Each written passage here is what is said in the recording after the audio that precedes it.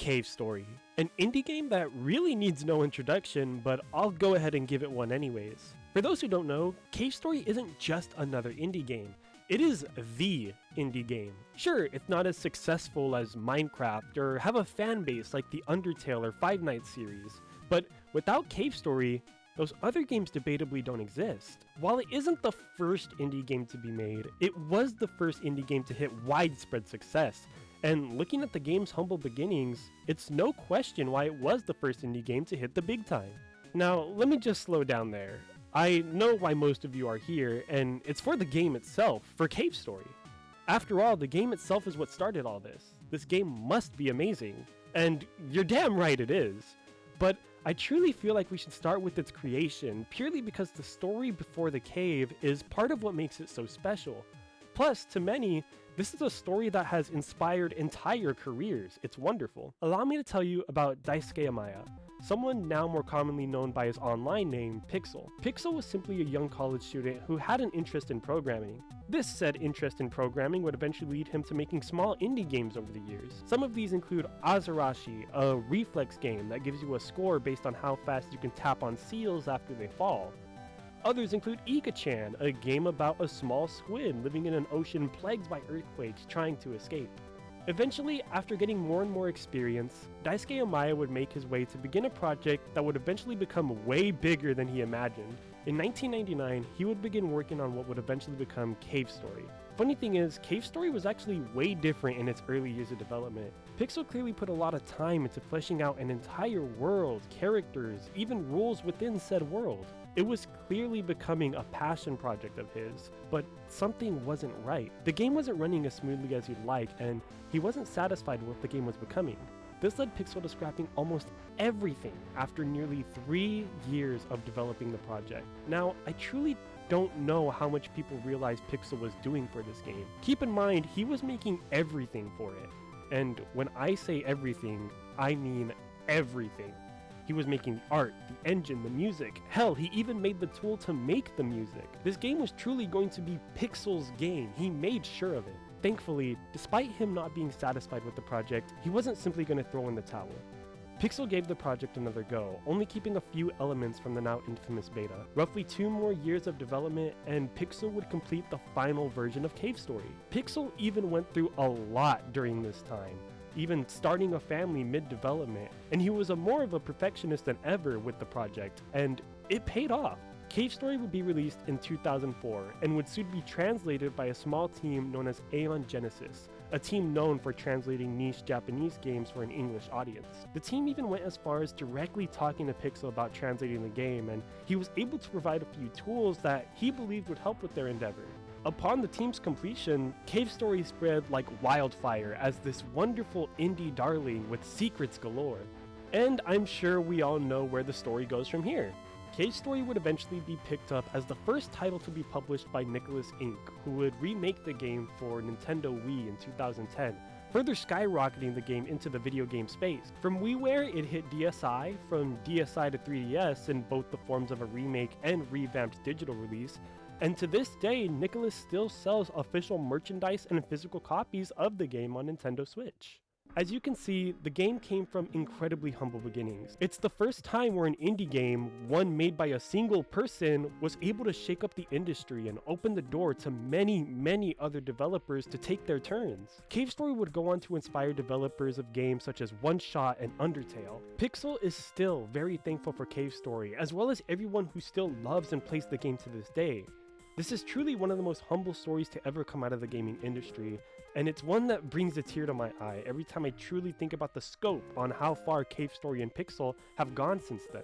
Pixel still works on and releases games to this day, and is constantly posting art and screenshots of games he's working on onto his Twitter.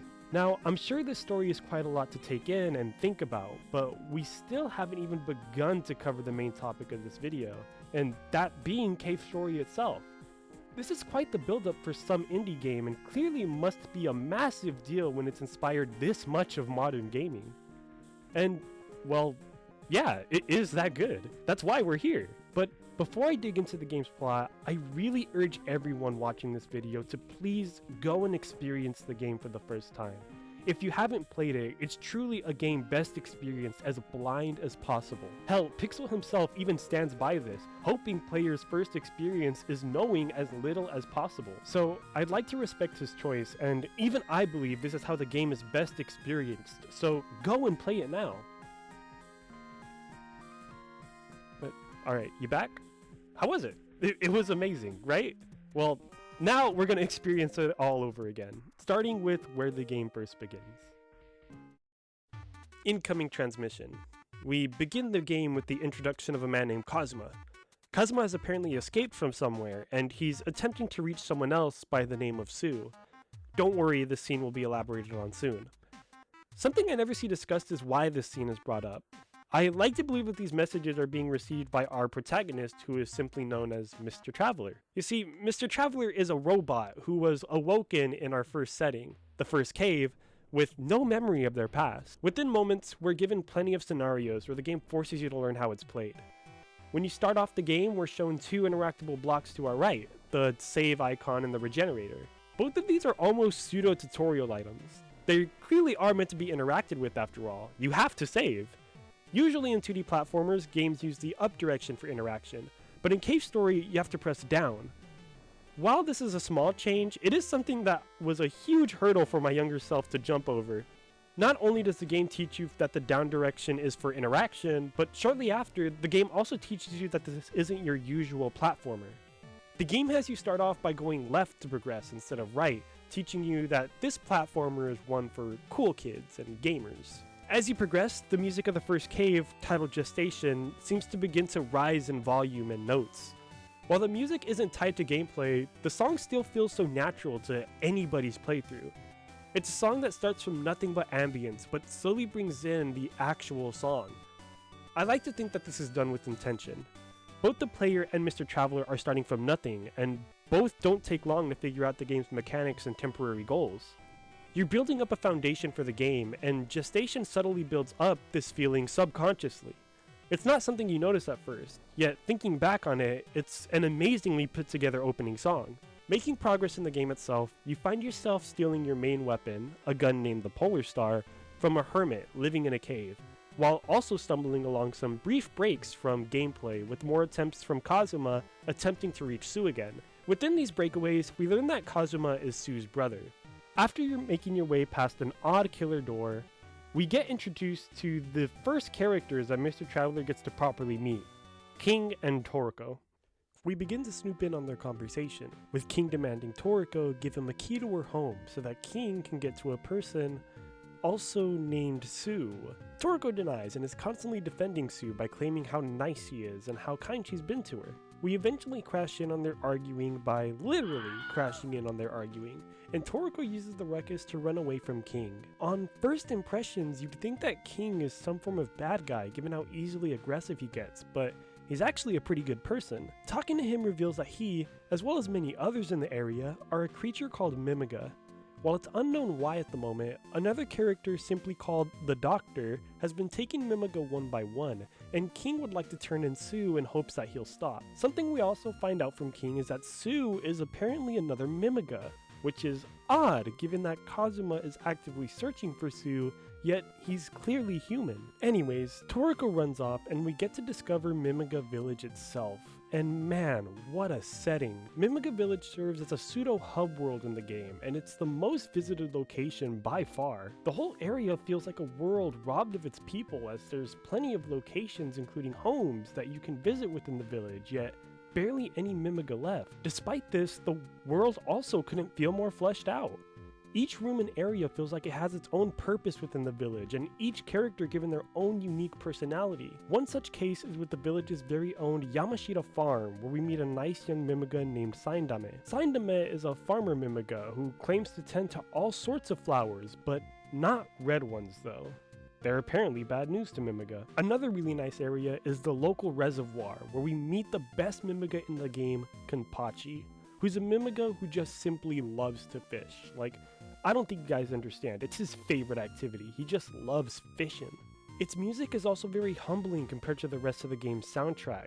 It's very jaunty yet slower when compared to the rest of the OST, and I feel like this is reminiscent of the Mimiga themselves. They're very peaceful creatures that only really fight if they truly have to, but this sentence comes with an asterisk though, but we'll get to that later. Getting back to the game, after being able to get some items to help us on our unfolding quest, we find Toroko hiding in a shack. She attacks us, believing that we're some form of weapon sent by the doctor. The timing of the statement couldn't be more perfect, as the actual doctor's goons enter in the form of Balrog and Misery.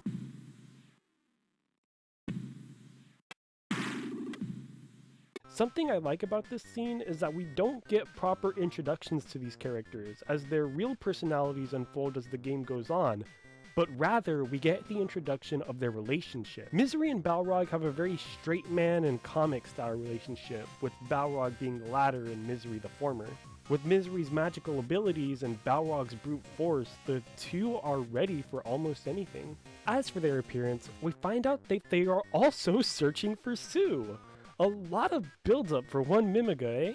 The game's main plot comes with this confrontation, as Misery, without any hesitation, collects Toroko in an instant, believing that she's Sue. This kidnapping is where the main plot of the game lies, as Toroko serves as our damsel in distress. Misery flees with Toroko captured in a bubble, leaving you alone with Balrog.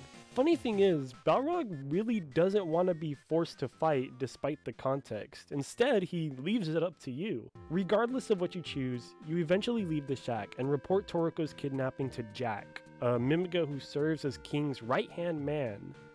He leaves his post, allowing you the entrance to the graveyard. The graveyard is very peaceful and calming. The Mimiga clearly do their best to make sure the resting stay at peace, which is nice. You eventually find yourself nabbing a key from a grave for a Mimiga named Arthur. Arthur is a very important Mimiga to the village. He served as their leader and guardian.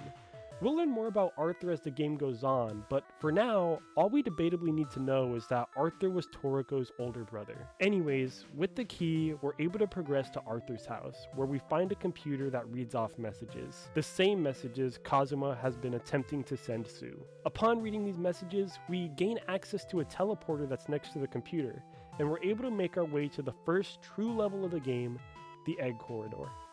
Egg Corridor is exactly as the name implies, a room filled with tons of eggs that are being incubated for unknown reasons. It's here that we begin our first quest. And what better song to go about our first quest than Mischievous Robot?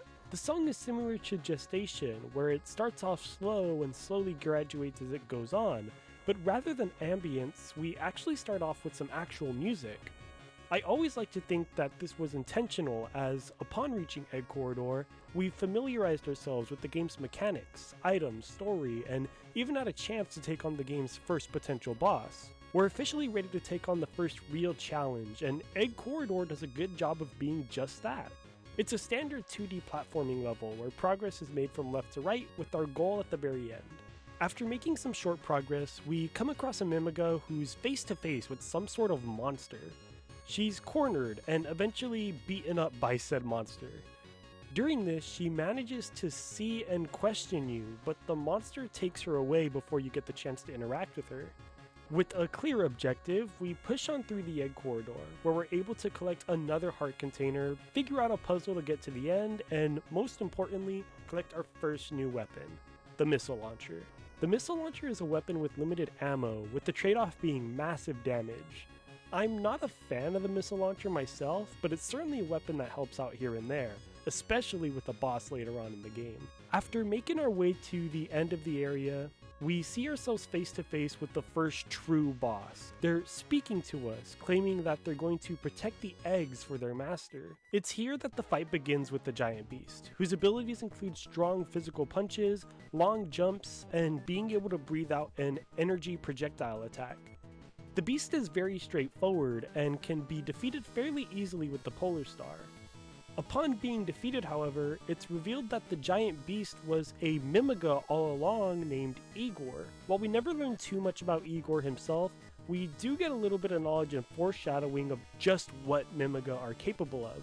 Moving along, we find the stubborn Mimiga passed out and help her up. They seem upset with the fact that they needed help. Afterwards, she discusses the giant egg in the room she's in, talking far too familiar about it, claiming that the egg is her ticket off the island. So more key info, we're apparently on some kind of island. Good to know. She also claims that her brother could have helped a ton in this situation. She continues talking to us, claiming that she can help us as long as we help her in the end. She leaves, going back to Mimiga Village, and upon making it back, she reveals her identity. If it wasn't obvious, this troublesome Mimiga is Sue. Yes, you heard me right. We're finally meeting Sue the Mimiga.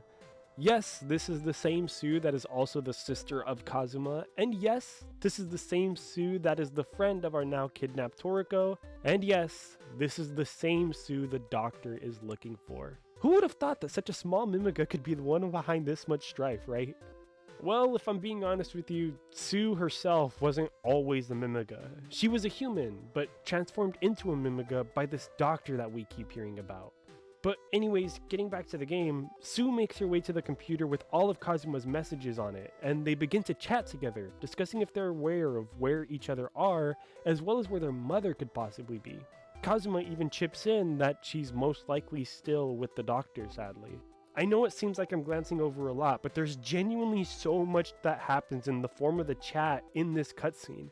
I honestly think it's really wonderful though, with how many pieces begin to fall into place the moment we find Sue, and it makes so much sense. She's just this really important character who seemingly doesn't know the weight of her own actions, her own existence at the moment. It's as comedic as it is worrying. It's also in this conversation that we begin to learn that the eggs in the egg corridor are apparently dragon eggs. Yeah, that's right. Now we have dragons in the mix of all this craziness. But for some reason, the dragons are the least of our worries right now. During their conversation, Kazuma grants the teleporter access to Grasstown, but before Sue can go on to help him, she's captured by King and Jack, who are blaming her for Toroko's kidnapping.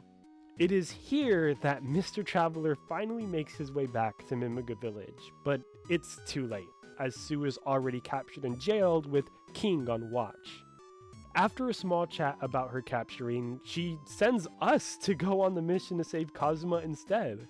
So with Sue captured and with us to continue the game, it's time for us to go. On to Grasstown. Grasstown is fun. Contrary to the reds and oranges of Egg Corridor, we're met with blues and greens, with Grasstown flourishing with plants and grass galore. Also different from Egg Corridor, instead of blocky jumps and platforms, Grasstown is far more smooth, with plenty of slopes and hills to traverse. Upon entry though, we meet a Mimiga who's a local to the area named Santa. He's lost his house key, and the dangerous, vile, and evil creatures of Grasstown keep him from reaching it. It's here that the brave soul within Mr. Traveler agrees to press forward to meet these dangers that await him.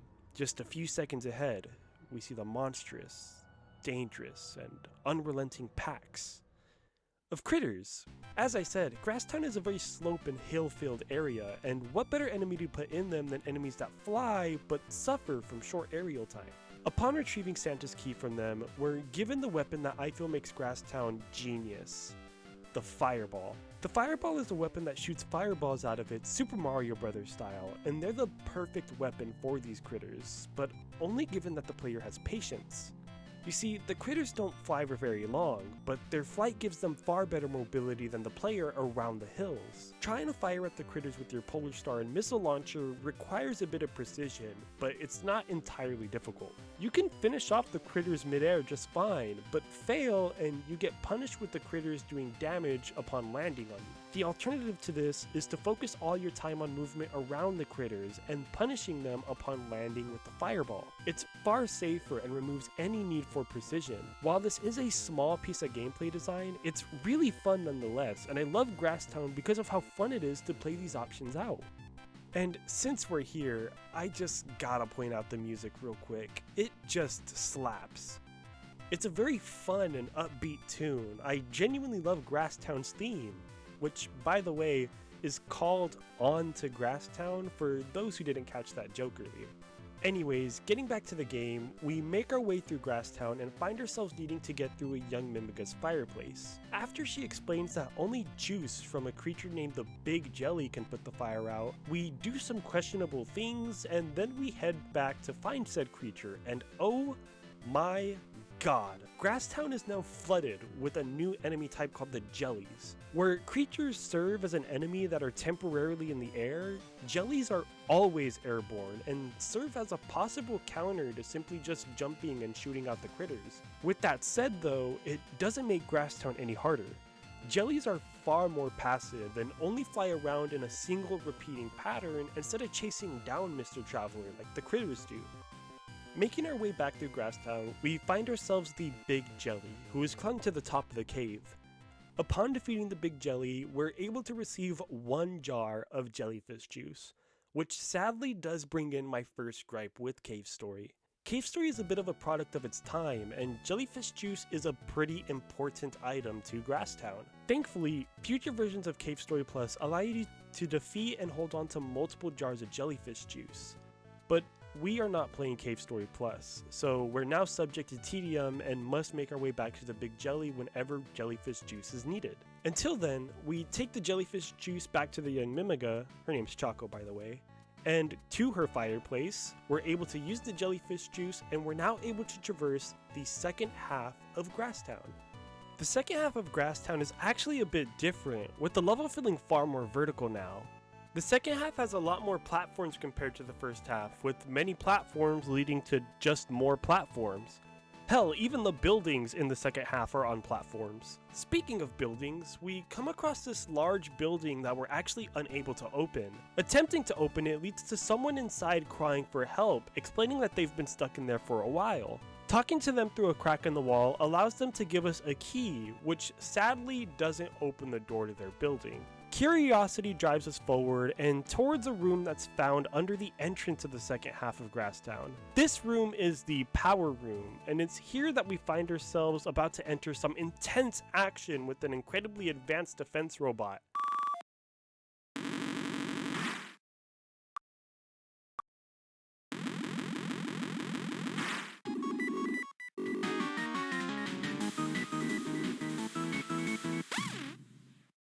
Or at least that's what would have happened if we weren't so rudely cut off. Once again, we find ourselves sniffed out by Balrog, and this time he's a bit upset, crushing the defensive robot in the process. Balrog asks if we knew that Toroko wasn't Sue, which, you know, obviously, Toroko tried to warn them. Balrog is both angry and upset at this mistake, as it apparently led to Misery being abused by the Doctor. After this conversation, we're thrown into our first mandatory boss fight with the character, and man, if there's something about Balrog that's super fun and fresh, it's definitely the evolution of his character expressed through his fights. Unlike the first fight, if you decided to do that, Balrog is now able to flood the screen with projectiles upon slamming down on the floor. That said, this fight isn't exactly the toughest, with the new projectiles being the only real addition, but we're gonna keep an eye out on that Balrog fella. Upon being beaten, he asks just what we are, which is a much deeper question than we could possibly know the answer to at the moment. I mean, hell, even Mr. Traveler doesn't know what he is. I feel like this all alludes back to this mystery as, again, Mr. Traveler does suffer from amnesia. That is what this is all about still, right? Anyways, with Balrog gone, we're able to pull the defensive robot out of the ground. They're thankful and they reveal their name to us. This is Malco. Malco is actually a bit more than just a defensive robot. He is, in fact, only capable of making bombs, and I think that's hilarious. It's here that Mr. Traveler explains to them about the door we're trying to open, and Malco offers to make us a bomb as long as we have charcoal, the gun base, and, you guessed it, jellyfish juice. Yup, that means it's time to go all the way back to the beginning of Grasstown. But it's okay, because while we're back at the beginning, we're actually just going to make this one round trip. On our way back to the beginning, we're going to take out the Big Jelly and use the jellyfish juice to go to Santa's house. At Santa's house, we can take out his fireplace for the charcoal. Heading back towards the second half, we're going to take back the Big Jelly one more time and get another jar of jellyfish juice. Now that we have charcoal and jellyfish juice, that only leaves one more item, the gun base.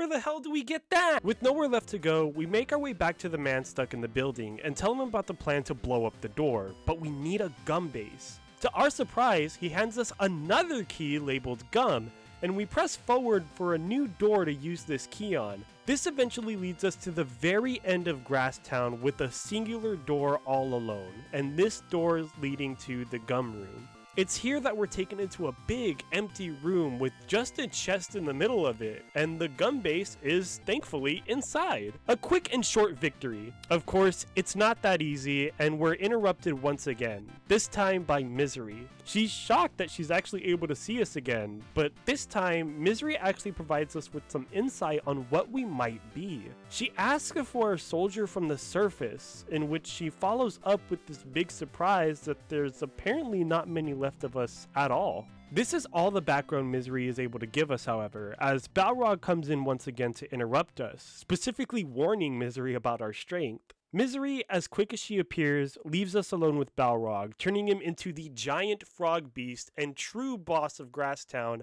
Balrog, which is just a genius name, isn't it? The wonderfully named boss comes with an even better battle theme, the Eyes of Flame. Eyes of Flame is intense with just the sheer amount of notes it throws at the player, as if it's trying to overwhelm you. This isn't going to be the last time we hear the song, and nor do I think the song is important to the story at the moment. It's just a really good boss song that's insanely unique. You don't really hear any boss themes like it for the rest of the game. You don't really hear any boss themes like it compared to the rest of the soundtrack. Anyways, after defeating Balrog, we can head back to Malco with our gathered materials we have to make our bomb. Once completed, we officially prepare the bomb at the locked door and finally free the person stuck in the room. As it turns out, it's Kazuma! He's incredibly happy with this freedom and introduces himself kindly, explaining that he's escaped from the doctor, but sadly not many have. Just as you're finally about to take Kazuma back to Mimiga Village, somebody comes through the teleporter in the room. It's a short old man by the name of Professor Booster. He, Kazuma, and Sue all know each other, and it appears he has also just successfully escaped from the doctor. The professor looks at us surprised that we're here with Kazuma, despite us never meeting him. Booster temporarily brushes us aside to explain that we need to get Sue before the doctor does, as the doctor has become aware of the red flowers that grow on the island. This is the second key time that we hear about those pesky red flowers, yet nothing about them except that there's some form of relation to them and the Mimiga. All Kazuma seems worried about is what the red flowers might do to Sue, but it's why it's important that we find her before they have a chance to figure out. The two also discuss a war and discuss this link between the flowers, the Mimiga, and the doctor who's on the search for both. It's possible that this link between the three is related to the in-game war, but we're unsure yet. We get little details for now, and the two make haste and head out back to Mimiga Village via a fun pink hover scooter. What seems like more drip-fed plot about to leave us were actually followed up on this a bit sooner than later, as upon making it back to Arthur's house, we're shown a cutscene where Sue is explaining to Jack and King that Mimigas are planned to be used as weapons. The connection between the red flowers and the Mimiga are finally made. You see, we've actually already seen what happens to Mimiga if they consume or come in contact with red flowers in the form of Igor, the first boss. Igor was a wild, giant beast known as a Ravil that was turned back into a Mimiga only upon his death. It's not only important, but crucial that the doctor never gets his hands on these flowers due to how much they could turn the kidnapped Mimigas, mainly Toroko, into more Ravils that could only be calmed down by killing them. After all, if we don't kill them, they'll recklessly and violently kill nearly anything else they see. After this conversation, Kazuma and Professor Booster are shown to make it back to Arthur's house, safely, with Sue finally being reunited with them. Sue explains how dozens and dozens of Mimiga have already been kidnapped in what is believed to be the doctor's hunt for Sue. We now know that this isn't what all the kidnappings were about. The doctor is building an army of Mimiga and Ravil, and this is when Booster reveals to Sue that the doctor actually knows of the red flowers and where they're at, but with no way to get them yet. This brings a shock to everybody, mainly King, who is still attempting to cope with the possibility of what could happen to not only the rest of the villagers,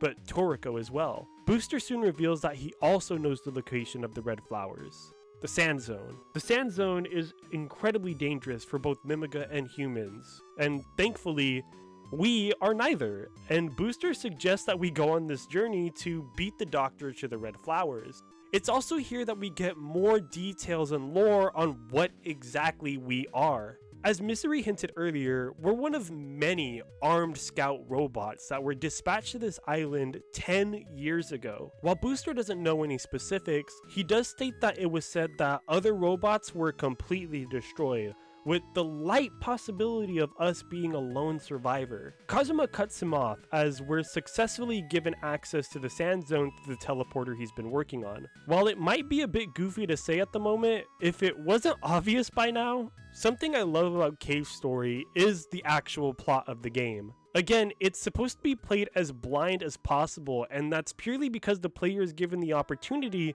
to learn everything the game is about alongside with the actual characters.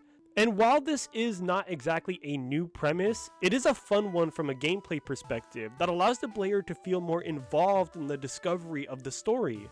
Not to mention how great it feels to get more and more of this story happening around us, but in just bits and pieces at a time. In order to learn more about the story and answers to the questions we've had since the beginning of the game, we have to progress the plot, and that's slowly unraveling right before us. Speaking of the story continuing to unravel right before us, despite being hit with some pretty heavy-hitting facts about the game's story, we teleport to the Sand Zone, and we're quickly given a glimpse of another robot. They seem shocked to see us and immediately turn and walk away. This is a good little teaser for what's about to come, and it doesn't take us long to resolve. One short climb, we're actually able to come to a building where we find more Mimiga and the robot we just ran into. This robot approaches us with a beaming smile upon entering the building. They welcome us, but they also believe that we're brainwashed. The robot believes that we're here to kill the Mimiga that she seems to be protecting.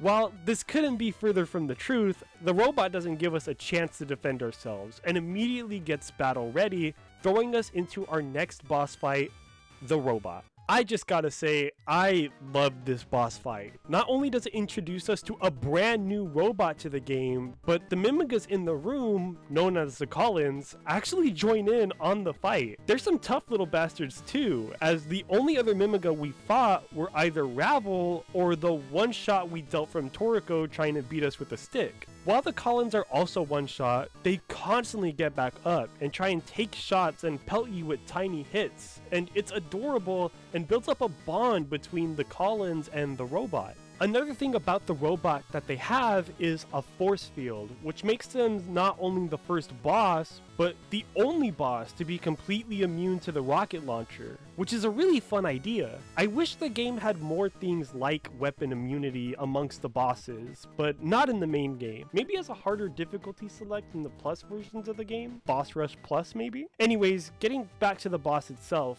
we defeat the robot almost with a bit of ease, and after finally being able to say that we aren't after the Mimiga, the robot introduces themselves as Curly Brace. Curly herself appears to have fallen the same fate as us, waking up in an unknown area suffering from amnesia. Despite this little setup, Curly Brace herself, I feel, needs no introduction. Curly is arguably just as, if not more infamous than Cave Story itself for a lot of reasons that begin to unfold as the game and plot goes on. Easily the most famous thing about her though is the ability to collect her underwear as an item that literally does nothing. In the plus versions of the game though, the undergarments are actually used to unlock Curly Story, which is a version of Cave Story with Mr. Traveler and Curly's roles swapped.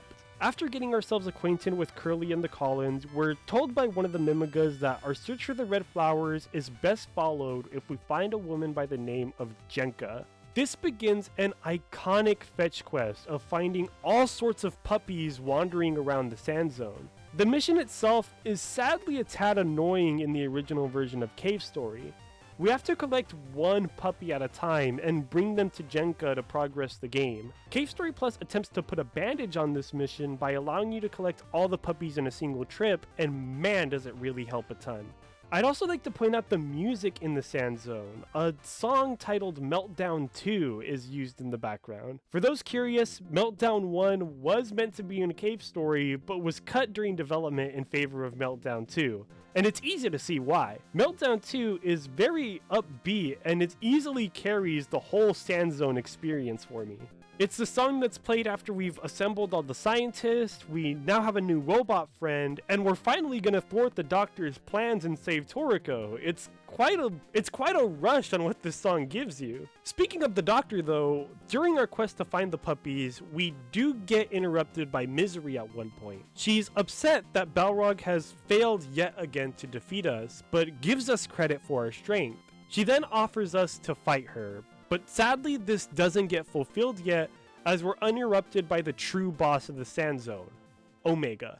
Omega is a giant ball that shoots out more giant balls and is only vulnerable by shooting at the top when it's firing its projectiles. Sadly, Misery doesn't give us much as she usually does, as she immediately teleports away. But after the fight, we proceed to lift the spell of the Sunstones. Lifting the spell of the Sunstones, we are actually given access to an entire lower level of the Sand Zone, which is basically a new area within the Sand Zone itself, similar to how Grasstown can be split into two sections. More specifically, this second zone gives us access to Jenka's abode, where the lady herself resides. Within the abode, Balrog comes in to interrupt our introductions with Jenka. We're given a bit more world building, with Jenka revealing that she knows of Balrog and asks about her daughter, Misery.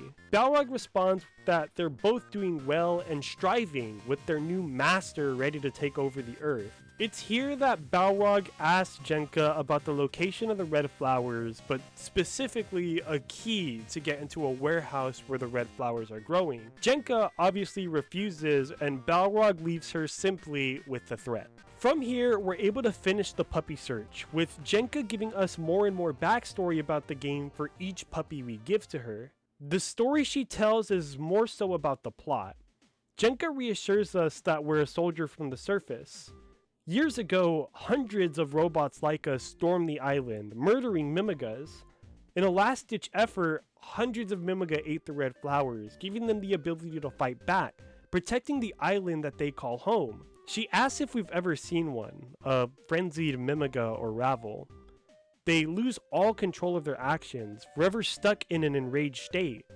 Rumors have it that some were able to escape the island, making their way to the surface where humans lived. Even the idea brings the dangers of what could happen if the Doctor got a hold of the red flowers. She then tells us that she refuses to give us the key to the storage room where the red flowers are. She claims that giving the key to anybody would open the chance of what happened years ago happening again, and she's not willing to let that mistake slide. After this, we go out to collect the last puppy with hopes that Jenka will change her mind about giving us the key. But sadly, it's too late. While delivering the fifth puppy, we walk in on Balrog forcefully taking the storage key away from Jenka, who lays weak on the floor. Balrog immediately flees. Upon delivering the last dog, Jenka begs we go after Balrog and stop them. She gives us a life pot, an item that completely restores our health at any point. A simple yet powerful item. We chase down Balrog towards the storage room, and here we meet the game's villain for the first time. The Doctor. Now, I assume we've all played Cave Story by now, but in case you haven't and are here for the viewing, we're about to watch one of the more intense scenes in the entire game.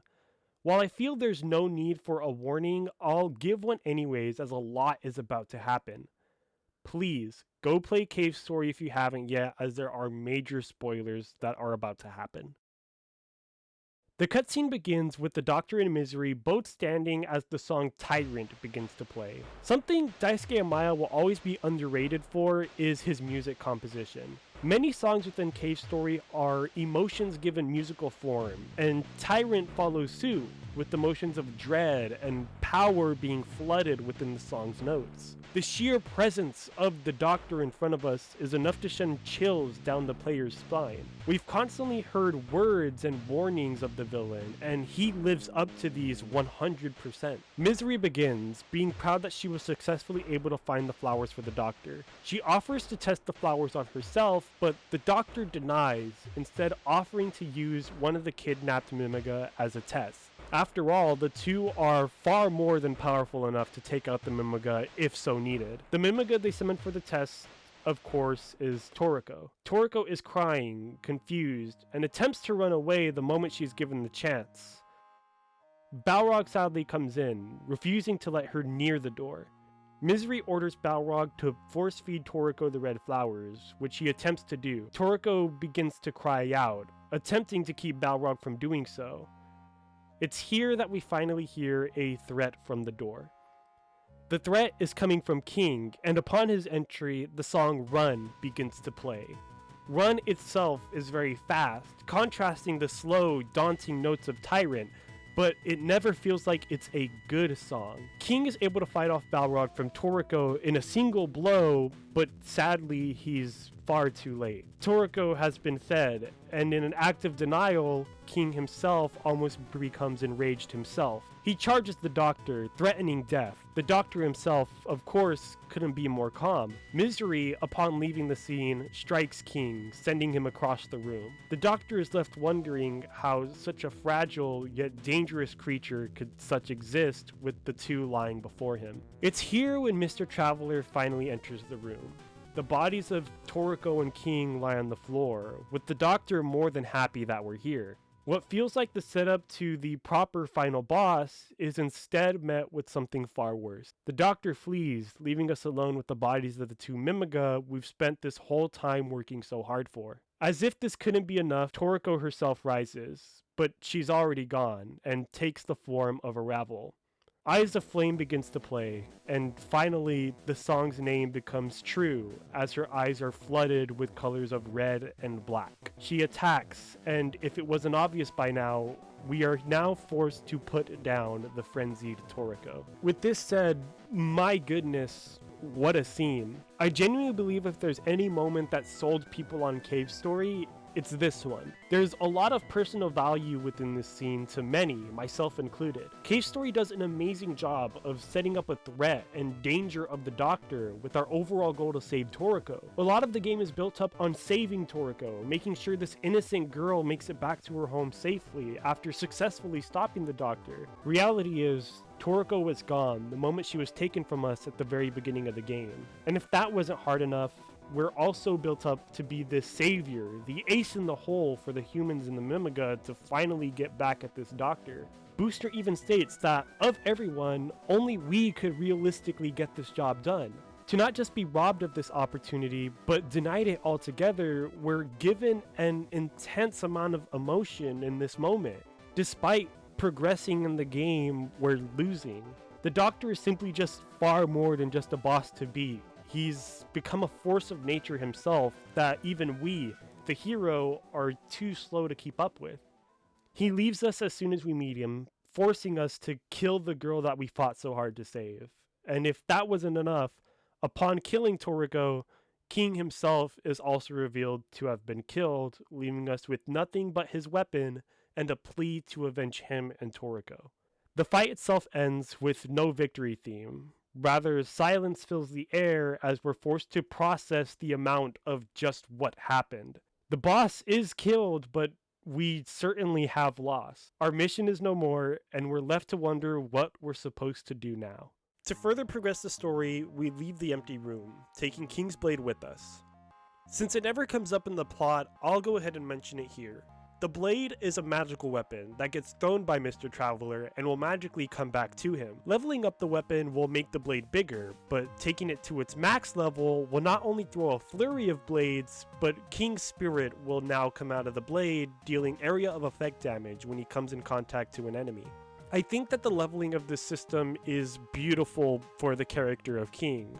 Of course, if anybody, King would be stubborn enough to stay with us, even in death. I just love King. As I stated, we leave the room and we're ambushed immediately by Balrog and Misery, who are both just sick and tired of us at this point. Misery tells us about her encounter with Curly, but even Curly is defeated all the same. Killing us is too much of a hassle for her, so she sends us to a secluded part of the island known as the Labyrinth. It's here that we're finally able to see Misery's true feelings begin to bleed out. With her mission complete, she finally does something on her own and sends Balrog to the Labyrinth as well. As it turns out, she despises Balrog, talking about how good it feels to finally be able to get rid of him. I'd like to cut us off here again to simply talk about how genius everything was set up for Cave Story. In this entire first act, we're faced with simple bosses and what feels like a cheery, goofy world for us to explore. The boss fights were simple to solve, and we're met with tons of characters to help. And up until this point, we've been a driving force of hope for everybody. It wasn't until the turning point of being able to stop the Doctor that the game reveals to us that there was no saving Toroko. Hell, there might not even been a stopping the Doctor. Even early on, Booster attempts to tell everyone by saying that it was only a matter of time before the Doctor fulfills his goals. All we were to the characters of the story was a last-ditch effort from rock bottom. It was only their desperate thoughts that made them look to us as a savior. But of course, even a snowball's chance in hell is good enough for those who have been at the bottom, to those who have already lost before us. We were simply just another body in the line to suffer the wrath of the Doctor. For those who want to take a break in the video, now is definitely a good time. As I said, this was the first act of the game, and Act 2 is almost entirely different after this scene. Not only gameplay wise, but narratively of course. We're going down a much different story than the one we've been following, at least until Act 3, the game's final act. Well, decided not to leave? Maybe you're back from that break you might have taken. Either way, welcome back, and let's continue with the game. We wake up in a room full of blue robots. A very vertical room, mind you. This room's simply known as Labyrinth I, and the Labyrinth, by the way, is massive. It introduces tons of new enemies, or alternate versions of enemies we've already encountered with mixed abilities. For example, we have a new type of critter that, while airborne, fires projectiles. Because they can fire projectiles, these enemies have no need to chase down Mr. Traveler, thus they only fly straight up. Another enemy we get to meet are the Gouty, and the Gouty are incredible as they're only enemies by definition. Many attack, but some are passive and can even speak. Many Gouty fly, others have armor. The Gouty are just overall really neat. And the one thing I've liked the most about them is their resemblance to cockroaches. Not just physically either, but these things are just everywhere. They truly flood the labyrinth. Anyways, Mr. Traveler, still being alive and adventurous, still pushes on and makes his way through the treacherous labyrinth. We eventually make our way to a room with two frogs, both medical doctors themselves, and they're taking care of a now injured Curly Brace. Curly was also defeated and sent to the labyrinth by Misery, with the Collins being taken away during her defeat. Curly herself is also in really bad shape, but the doctors let us know about some medicine that can speed up her recovery tremendously, but a boss protects it. The boss itself is genuinely really neat, in the form of Pooh Black. Pooh Black is an enemy taken straight from Cave Story's beta. It's all wrapped up nicely too, with the frogs asking if there were any ghosts met during our hunt. Oh Pixel, you sly fox, you. After helping these medically gifted frogs with Curly, they promise to do their best to help her with the medicine as we trek on with our story. Mr. Traveler pushes on, with the labyrinths being the least story-filled part of the game. It's instead more of a test of our platforming and boss fighting abilities. After all, it's not long after we come face to face with our next boss, Monster X, which is genuinely really tough for many. Monster X is this giant beast that's in an automatically moving motorized vehicle almost. Not only does the actual body of the wheels do damage, but it's also constantly firing missiles at you. In the end though, I do think Monster X is really funny, as it ends up being a giant cat in a mech, which is just genius. Pushing on just past Monster X, we get a small scene where we hear a teleporter go off and we see Booster fall down a giant ravine. We don't know why he's here, but we can assume off of this that Misery has gotten to the crew and is waiting for us at Arthur's house. Now I'm sure a lot of you are waiting for me to just say what happens next, right?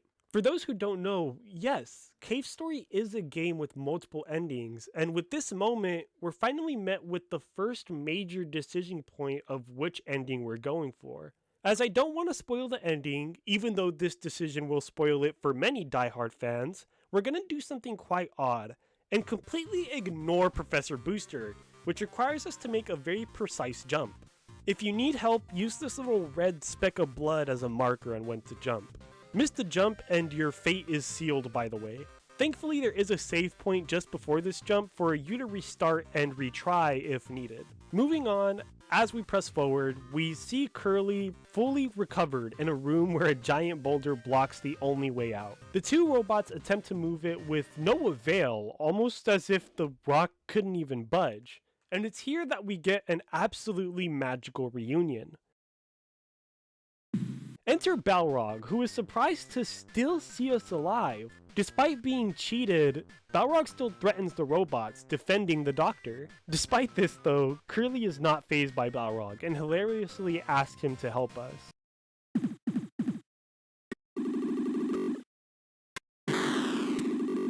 Just as it seems like he'll comply, we begin our next Balrog fight, which obviously leads to our victory.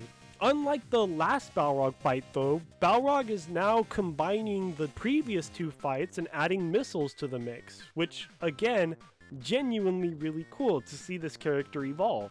Anyways, Balrog offers to help us move the boulder under the condition that we never tell anybody he helped us.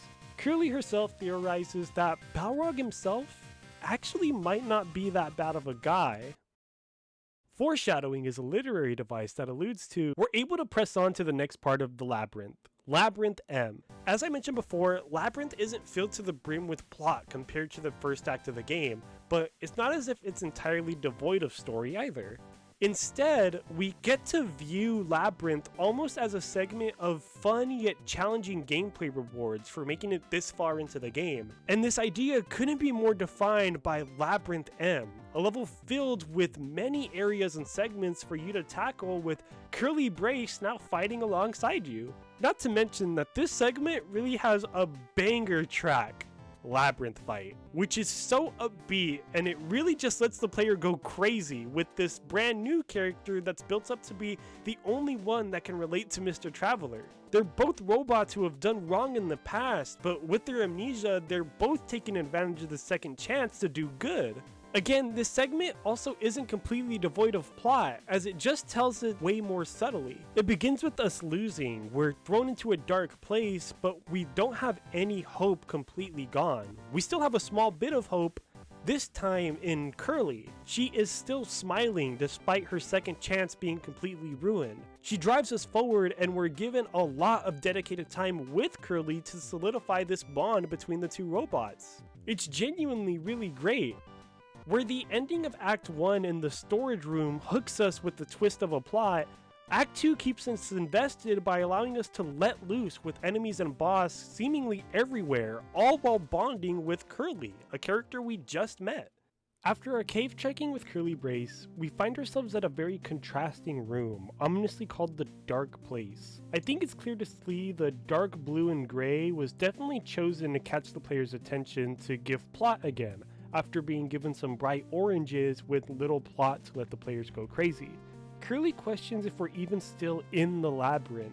She makes her way to a nearby door, and we finally find ourselves at the core. We begin to activate the doors to allow ourselves to progress forward within this core.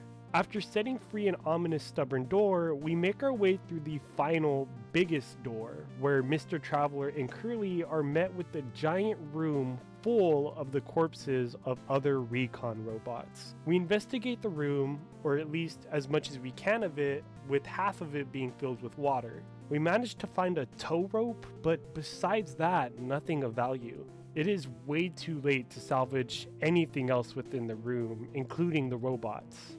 Checking in on Curly, she's investigating one of the robots, as she wonders what could have possibly done this to them. The robot she's investigating alarmingly perks up, sending a warning message. Its team was eliminated, completely wiped out. The robot begins to urge us to retreat, but it's too late. The doors we opened seal themselves shut, and the robot self-destructs, knocking Curly out. Cue oppression as the fight with our next boss, the core, begins. Oppression is a unique boss theme to the core, and it makes sense given context after the fight. It's not a theme that exactly cheers us on, but it certainly keeps us anxious and on our toes, encouraging us to fight for our lives. At some point during the fight, Curly does wake up and she begins to fight with you, but it's all for naught, as upon defeating the core, Misery is summoned.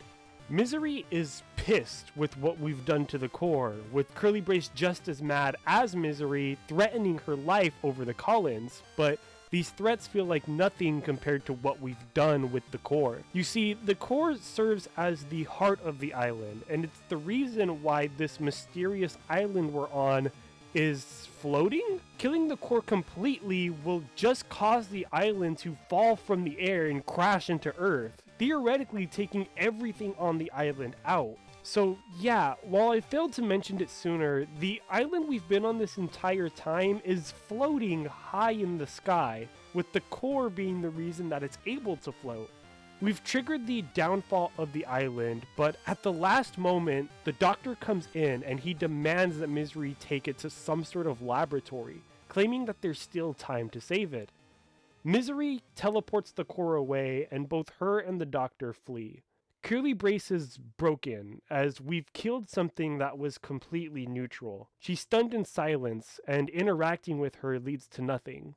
Curly stands defeated as the water within the room begins to rise. She remains safe, with the bubble shield that we met her with kicking in, keeping her with some air. We, however, are not so lucky, being left to drown with not a sound coming from Curly. We're taken over by the water, and while unconscious, we're met with a message from the unknown. The message begins to tell us the story. The story begins telling us that Jenka has a brother. Just like Jenka and Misery, Jenka's brother is also gifted with magical powers far beyond what the mind can comprehend. His name is Balos. While the story feels so out of nowhere and serves nothing to the plot that we've met so far, it's important to know for a later time. After this portion of the story is told to us, we're not just woken up, but we can breathe again. We wake up and we're met with the terrifying image of Curly now unconscious. As it turns out, she's decided to sacrifice herself to save our life. We just met. We've just barely made a bond with this person.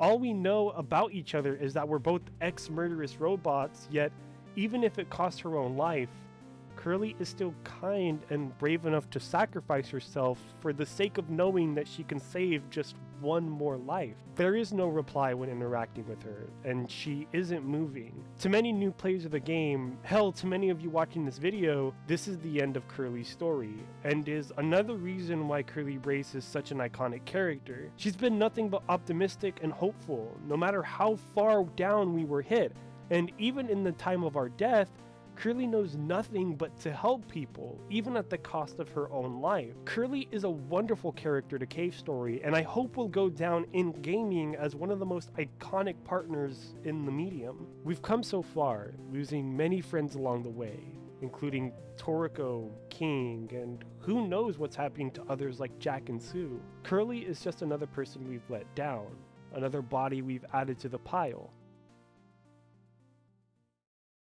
Or at least, that's what many people would say happens to her, but we're not going this route. In what feels like an act of heroism born out of denial, we use the old dirty tow rope we found earlier when investigating the core room and tie it to our own body. We begin to take Curly out of the room with her now on our backs and head out through the dark place. A new door opens to us and we enter the waterway. The waterway is an interesting take at an underwater level. The level begins as a platforming level with water holding us down in some sections. The space we're given is so incredibly small, as if we're crawling through some sort of ventilation system or drain pipes. We get to a point shortly after where the level begins to almost play itself, with the player having to survive the guidance the water offers. The level is really out to get you, by the way, constantly pushing you into enemies, and most health refills are being hidden throughout the level. We make our way to a point where even I'll admit the game might be pushing it a bit too far.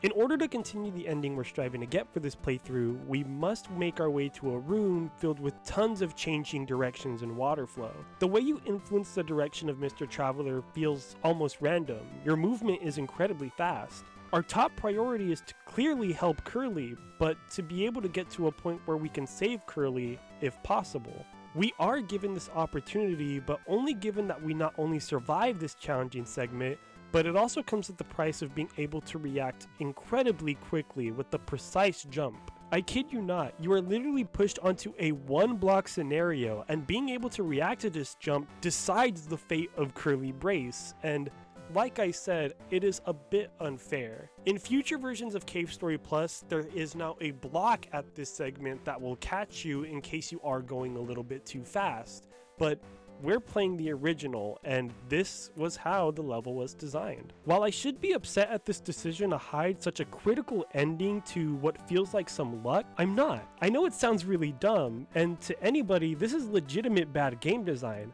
However, this comes at a cost that sadly I can't cover until after this game. For now, we'll gloss over it, and let's just continue with the fact that we did make the jump. We find ourselves at the only building in the entire waterway, the waterway cabin. We rest with Curly on the only bed in the building, and inspecting her reveals that her condition is the same. Barely living, but still just barely alive. In an act of desperation, we check everything in this room. A local computer tells us about a book, with the last user on it claiming that they often wrote down everything they learned in notebooks. Checking the nearby notebooks by the door proves this true, as Mr. Traveler is able to read a book found on the shelf. The book gives him the ability to drain robots manually, a fairly useful skill at the moment. Of course, we teach ourselves this skill and use it on Curly. Curly is thankfully alive, but still barely hanging on. She's not awake for long, as she needs more time to reboot after the process. The game is very clear, by the way, that Curly needs time to herself, yet waiting will get you nowhere. It isn't after inspecting Curly for a third time that the game asks you its first negative question. Do you want to leave her here? It sounds so negative, but the wording is great, as despite the time she clearly needs, we wouldn't just want to abandon Curly. The game sets up this moment where you're having to choose if you want to give Curly her time or if you really need Curly no matter what. Both have their fair reasons as well. Curly needs the time to reboot. It's a part of her draining process. If we really want her to be better, it'd probably be best to leave her to rest. On the contrary, Curly is all we have left. She's our only friend we know is okay. We spent the entire arc building a bond with her. She's also the only other robot we've met that we know is someone we can relate to. Not to mention, she'd have to traverse the rest of the waterway without her air tank, assuming she does reboot. It's greedy, but ultimately, we make the choice to take Curly with us. We strap her on our back again and continue on. Making our way further, we come to a boss fight, and it's a special one. We're brought face to face with a fish named Ironhead. Ironhead being a boss from another game that Pixel made before Cave Story titled Ika-chan. Ika-chan is a small game about a squid who does everything he can to help people within his small part of the ocean to save them from certain doom, including those who have done wrong to him in the past. One of those evildoers is Ironhead himself. Not only is this a cute reference to another Studio Pixel game, but it's also some nice vague mirroring between the two heroes, eh? Not only that, but if you manage to defeat Ironhead without taking any damage, you're rewarded with an army of squids swimming past you, all who look exactly like Ika-chan. Speaking of defeating Ironhead, upon the defeat of the fish, our choice seems to be for nothing, as Curly's body escapes our tow rope and she begins to drift away from us, leaving nothing behind for us to track her. What follows is a genius and wonderful part of the game that I genuinely believe is one of the best parts.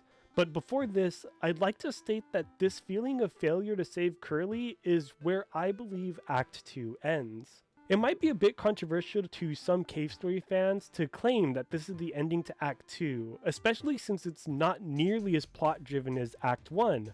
But the reason I feel this is where the second act of the game ends is because of what follows is a truly brand new, emotional, and beautiful segment of the game. If our adventure with Curly was an upbeat journey of bonding born out of denial of losing, what follows is crossing the line of acceptance that we, the player, were set up to lose. Once again, if you'd like to take a break from the video and come back later, here's another bookmark. I hope you've been enjoying the journey so far, by the way. I really do. If you've decided to stay, thanks for staying. And if you're coming back from that break, thank you for coming back as well. Let's finally wrap up this wild ride, yeah? After losing Curly, Toroko, King, and who knows who else, we find ourselves where it all started. Mimiga Village. Instead of the jaunty, humbling theme we last heard in this village, we're met with silence. It's quiet. Quiet is a wonderful song, only in the sense that it does a good job at what it's supposed to do. It's supposed to be sad. The music itself is quiet, soothing in some sense, but mostly it's sad, confusing, and upsetting. The notes are off, yet it couldn't capture the emotion more perfectly. After everything that's happened, after losing so many, and after almost unintentionally taking everyone out in an act of what felt like self-defense. Not to mention what we're literally met with. Mimiga Village is empty. There is nobody left. The doctor has won, and we couldn't stop him. This message is constantly being pushed. It's been pushed since the end of the first act, yet here we are. We're still moving on. It's odd. It's confusing. After searching around for anybody left in Mimiga Village, we make our way back to Arthur's house, the last place we saw anybody.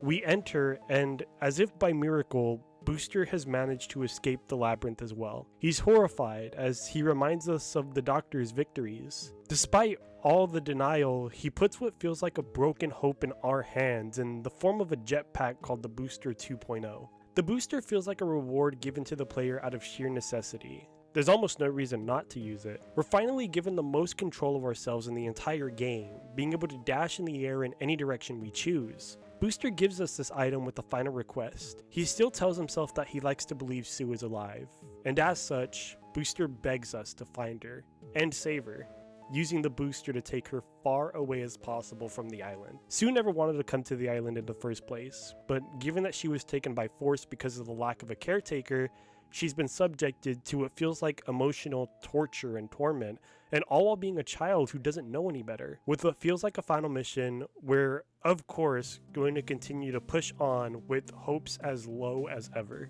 Now, before we press on, I'd like to stray a bit, as I'm not sure where exactly this would fit in the plot, but using the Booster version 2.0, we're able to fly up to where we first came from, the first cave. Upon making our way back, we slowly trek, being able to see how far we've come, and how deep this little story has taken us. And what a better mission to take us out on, right? This all started with us wanting to figure out who this Sue person was, and by finding her, and now, here we are again, still trying to find Sue. Getting back to the first cave, if curiosity drives you back to where we first found the Polar Star, we'll be met with the Hermit Gunsmith, who was the person we stole the weapon from in the first place. He's upset that we stole the weapon, beyond outraged, but at the same time, he can't help but be touched. He claims the weapon is unfinished and that he was taught that if you were to ever bond with the weapon, it should be one of your own. Despite this, the beat up Polar Star has gone through a lot with us. It's allowed us to get us this far, and with that, the Hermit Gunsmith decides to give us the weapon back, under the condition that he finishes the gun. It's here that we're given the best weapon in the game, the Spur. The Spur breaks all of what we've learned about cave stories so far, completely ignoring the game's leveling system. We're allowed to manually level up the weapon by simply holding down the fire button, with its bullets now becoming various beams that shoot far and stay on screen really long. It's debatably the strongest weapon in the entire game, and I love this as a reward to the player. Making our way back to Arthur's house, given that we're on the same mission as the beginning of the game, we might as well play it out the same, right? We head to Egg Corridor. The Egg Corridor is absolutely insane now. The entire level is destroyed, and there's dead dragons and broken eggs everywhere, with enemies now flooding the area. The song being played is Scorching Back, and it's a complete contrast to both Quiet and Mischievous Robot, which is the song we heard the last time we were here. It's loud and scary to listen to as we see the complete and utter destruction of what could have only been caused by the Doctor. Everything in this level feels stressful, and it really begins to show just how outmatched we are. The mission, even if born of dumb hope, is truly futile. But we push on, eventually making our way to the end, which brings us to the same egg room we first saw Sue in. The main difference is now the egg is hatched. Instead of Sue, we're met with a different Sakamoto. It's Kazuma, and he's escaped the Doctor as well. Kazuma explains how he was able to escape from misery, claiming that he was left alone while the others were teleported away. Kazuma himself claims that he had known this was all coming, claiming that the Doctor's victory was an inevitability as soon as he got his hands on the crown he now wears. Even after this, he tells us that as much as we've been through, we still aren't a chance for the Doctor, now that he's completed everything he needs to commence his plans. Kazuma reveals his own plans of using the Dragon Egg as a last-ditch effort to escape to anywhere the remaining survivors could possibly live peacefully. He, of course, offers us the ability to escape with him. Regardless of your answer, Kazuma continues about how there is one theoretical way to turn all the Mimiga back to normal, and it's with the destruction of the core. It's crazy, and there's no guarantee it works. And of course, it comes at the cost of the island crashing back towards the Earth, but it is possible. Of course, we've had one encounter with the core, but we have no idea where it is, and neither does he. Kazuma, as if he knows his invitation was a futile effort, tells us that he will gladly wait for us if we want to attempt to find and destroy the core. But if things get slightly dangerous, he will easily leave without us. He walks outside, where he waits for you to really decide on what you want to do, and we begin another iconic segment to Cave Story: the Outer Wall. To many people, this moment is a big one. This moment is Cave Story, and it's for good reason. The Outer Wall is the first time we're able to see that, yes, the island we've been on this entire time is floating. It's high in the sky, above the clouds. The scene is met by the absolutely magical melody that is Moonsong. Moonsong is beautiful with its notes and melody. It's calming, relaxing, and depending on how things play out, it's one of the final songs you hear in the game. The emotion the notes bring after the intense sequences of repetitive loss is so beautiful, and it's what makes Moonsong one of the most emotional tracks in the entire game. To many, it's the best song in the game. This is also the moment that I feel that titling the end of Waterway as the end of Act 2 will get me in so much trouble. The Outer Wall is the first time we're genuinely given some peace that isn't met with either silence or loud music. We're also presented with the choice of settling with our losses and leaving with Kazuma, or playing the Outer Wall as intended by climbing the treacherous island cliff. Leaving Kazuma will end the game here and now, but at the cost of leaving all your questions remaining unanswered. You'll be played out to the song Hero's End, which just sounds like a song of regret. Hero's End's purpose is to make you feel like you could have done something, to make you feel like you messed up somewhere in your playthrough, and you did. Leaving with Kazuma here is what's viewed as the bad ending and not something you should strive for if that wasn't completely obvious. Your other option in this scenario is to go up, and I love this decision. I don't think it's a stretch at all to say that Pixel intentionally puts us in a vertical level where we, the player, are at our lowest. The last time we did this was when we were dealing with our first loss of Toroko and King, when Misery threw us into the Labyrinth. We are once again at our lowest point, the lowest point in the entire game. Yet, despite this, we continue on upwards. Moonsong itself brings in more and more notes of potential and hope as you climb. The Outer Wall is a wonderful piece of art within Cave Story, and if this is your first time experiencing the area, I'm sorry, because having you watch this segment via a YouTube video isn't doing it justice. Making your way to this level, and for lack of better words, earning your loss makes it far more impactful. As we push on, we eventually make our way to the top, and we find a room tucked away at the very top of the cliff. We find ourselves face to face with another Mimiga named Ito, who claims to be a man turned Mimiga just like Sue. And this is because he was part of the same expedition group as Booster, Sue, and Kazuma Sakamoto, and their now lost mother. Ito is scared that we're there, immediately thinking that we're one of those killer robots attempting to still take out all the Mimiga. After explaining ourselves, he questions if we're instead some kind of savior for them. It's at this point that we're met with the next major area, and it's a bit odd to take in at first, but I absolutely love it. We enter a brand new area called the Plantation, and the music that plays here is none other than the cave story theme itself. It's a bit odd, isn't it? We're at the lowest point in the game. We have no hope going for us outside of what feels like pure denial and stubbornness. Yet we're met with one of the more happier, cheerful themes of the game, and it's the title theme itself. Of course, if it wasn't obvious, I love the decision to use the track here. The cave story theme being played during Plantation is almost a sign to the player that this is where they're supposed to be, and as long as we're continuing the game from here, we're going to get a good ending. At least. This is where the game has been leading us to, and Plantation is by far the biggest map in the game. It's also a bit odd and twisted to use the game's main theme here, as a lot of the Mimiga who were kidnapped are now here, growing a massive supply of red flowers for the Doctor's army, and if they refuse to do so, they're jailed. You either conform to becoming a weapon, or you can wait until someone else can force you to turn either way. Making our way to the bottom right corner of the map, we can find Curly Brace, who is resting on a local bed. She has once again lost her memory. A nearby NPC, known as Cthulhu, tells us that she was found lying in a nearby spring. Curly has lost all memory of us, but Cthulhu tells us of a mushroom that may be able to recover her memories. We'll keep this noted for later. For now, we're gonna move deeper into the Plantation. We're once again able to come across the best Mimiga in the game, Kenpachi. Funny enough, we can't progress the game without him. He remembers us from the village and tells us how Misery sent the Mimiga there and that he hates farming. He then goes off to go fishing. God, I love this character. Anyways, moving on deeper into the Plantation, we will eventually come across a lone jail cell, with Sue, Jack, and another Mimiga from the village captured within. Despite the grim image, I couldn't be more relieved to see that Sue is still alive. After all, we were told to save her, if anybody. Unable to talk to them, however, we're left to explore more of the Plantation, eventually leading us back to Kenpachi, who's fishing, as he said. He gives us a key that he was able to fish up, which gives us access to a teleporter room nearby. In the teleporter room, we meet this big, giant, ogre-esque creature who captures us upon attempting to teleport back to Arthur's house. We're knocked out as the screen fades to black.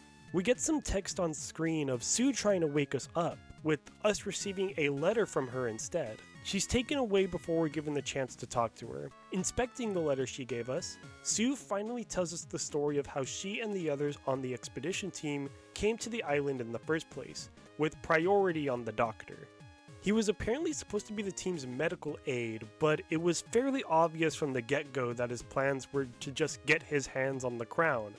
This crown being the Demon Crown, which grants its wearer immense magical powers. Just like Kazuma, she also expected that the Doctor's plans would become an inevitability the moment that he was able to find the crown. The headgear is truly just that powerful.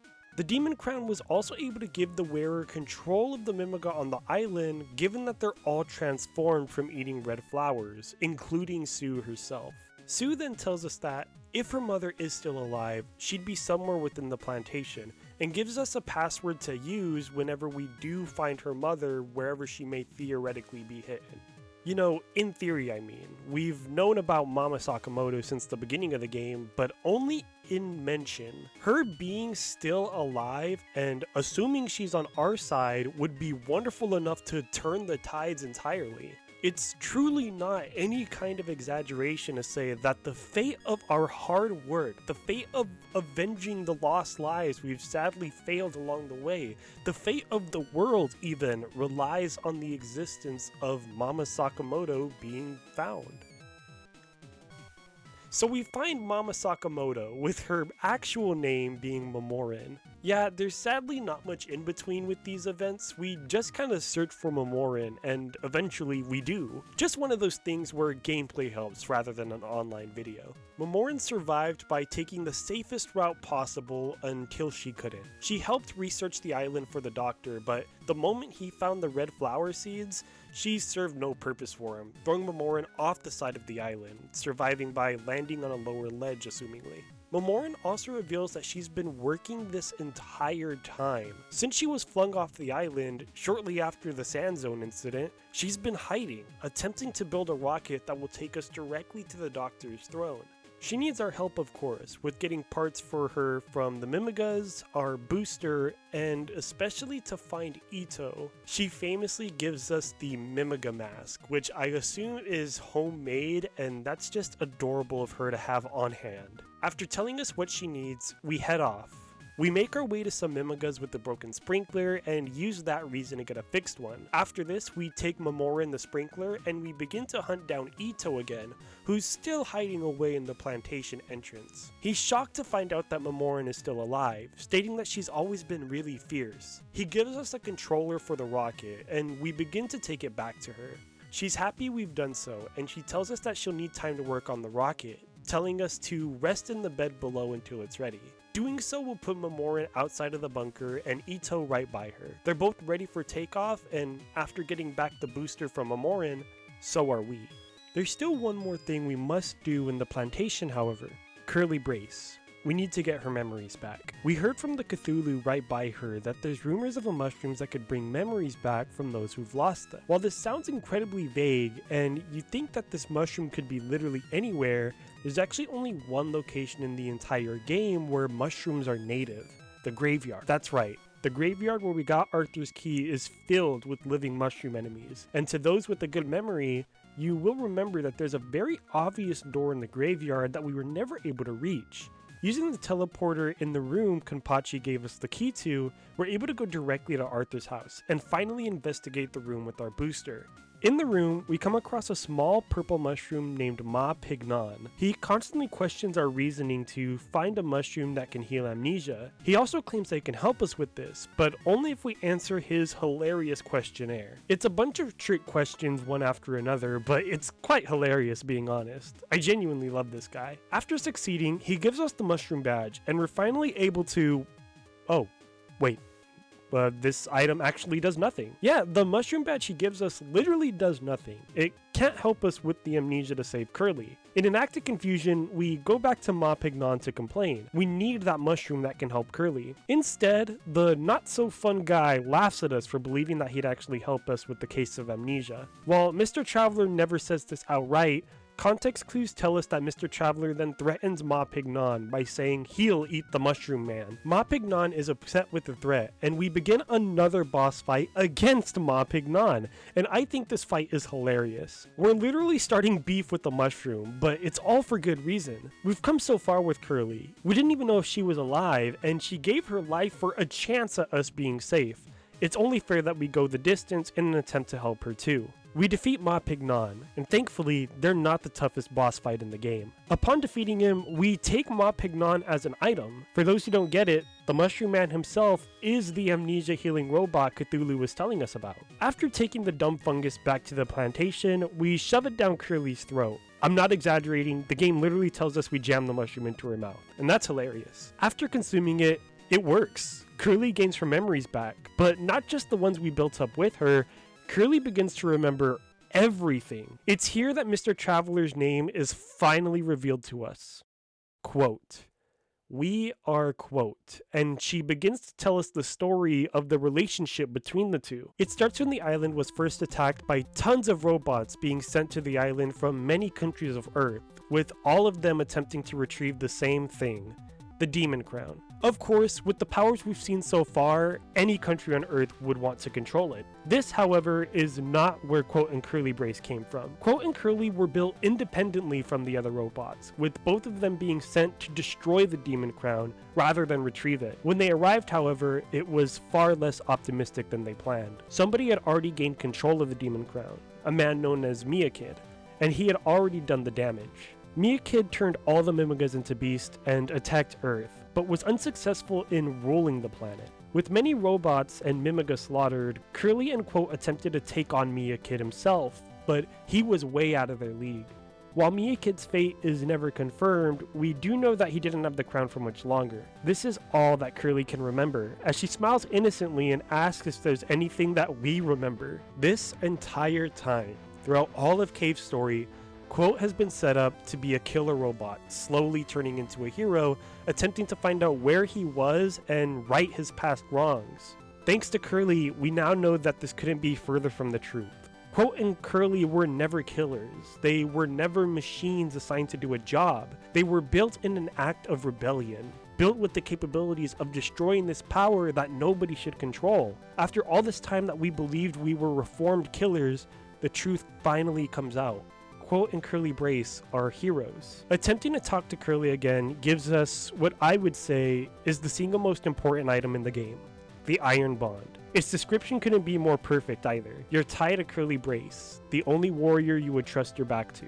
Surely you'll meet again one day. With the Iron Bond in our possession, we're finally ready. We're finally able to go and finish the job we were originally sent to this dumb island to complete. We take Momoran's rocket and we're able to fly straight up to a small room with a door. It's important we save here because the next area is a big one, the last cave. We enter the last cave and a song begins of the same name. The last cave is a test, a final test before our encounter with the doctor, and it's a doozy if it's your first time playing it. The last cave has you take all of your experience you gained from playing the game and test all of it to prepare you for what's to come. If the difficult level wasn't hard enough, all your weapons are reverted back to their level 1 states, their weakest states. Combining all of these elements, the music, the difficulty, the challenge, it couldn't be more clear that this level really is preparation for the final boss, and I love it. It's filled with intense platforming, tight booster control, complete mastery of the game's weapons. It's all tested here. And again, the music is jamming. Not to mention that if at any point you die in this level, you have to restart the whole thing all over again. It's an amazing challenge and truly tests your experience and gives you any more you may need to finish the game. The level is just so fun. It's got this intense color scheme of dark blues and bright reds. It's a truly amazing level with even a bit of lore tied to it. Eventually you come across a boss, the only boss in the whole area, the Red Ogre. The Red Ogre was a beast that we could actually be warned about way earlier in the game, but it's very specific. After coming back from Grasstown, if we manage to find Jack, he tells us a story of Arthur. Arthur was the village's defender, and he helped every Mimiga he could. At some point in time, the Red Ogre came to the village, and it was Arthur who was able to fight him off. There's a cut item in the game called the Beast Thing that was supposed to be more build up to the Red Ogre, and I feel like this would have been amazing world building to the Mimiga we never met. Either way, we find ourselves fighting the Red Ogre, who is actually missing a fang by the way. And while this fight isn't canonically important to the story anymore, I like to always defeat the boss with King's Blade in a way of telling King that, despite Arthur having the literal title as leader, King has done enough to be number 1 in his own right. With that out of the way, we eventually, through lots of trial and error, find our way to the door of the balcony.